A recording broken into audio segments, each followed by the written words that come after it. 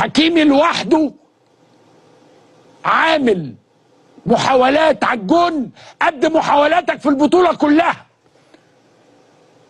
في ماتش.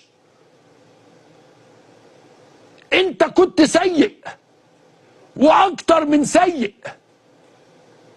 احنا ليه باد لوزرز؟ احنا باد لوزرز. انت لو تشوف شكلنا في الملعب بعد الماتش، يا عم روح سلم على الناس واحضنه وهارد لك وبتاع. مين قال ان الحكم كان مشكلة؟ هو انت عملت ايه اصلا؟ يعني كنت جايب 4 5 تجوان ولغاهم لك، كان ليك بينالتي وما حسبوش. انت عملت ايه؟ فين الترايلز بتاعتك؟ فين المحاولات بتاعتك؟ ما نبطل الطريقة دي. هو حسام حسن بيتكلم ليه في السياسة؟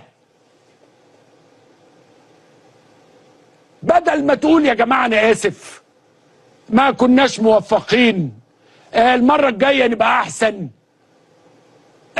خسرنا ماتش كان لازم نقدر نعمل حاجة. أنت الوحيد اللي خارج بخناقة. الجزائر خرجت، موزمبيق خرجت، تونس خرجت، كل دول متشكرين قوي، احنا روح الرياضيه وبتاع، جايز المره الجايه نعمل حاجه مش عارف.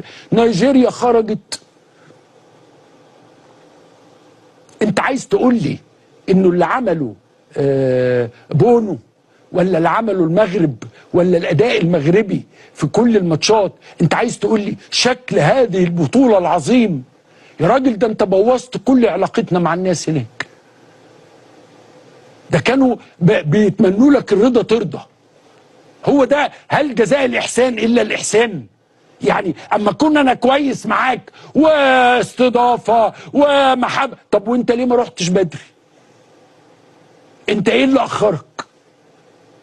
الشماعات، مصنع الشماعات راح حط مع كابتن حسام، حط مصنع شماعات ويقول له انت ما في. طب وانت فين اللباقه بتاعتك؟ انت فين تمثيلك الرياضي لبلدك؟ فين احساسك بالناس؟ يا راجل ده انت ما خليتش اللعيبه بتاعتك تسلم على اللعيبه بعد الماتش.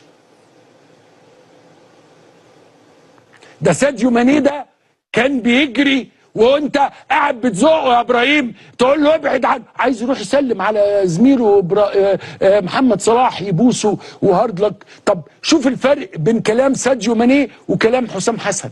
شوف الفرق بين كلام مدرب السنغال وحسام حسن. احنا ليه عاملين كده؟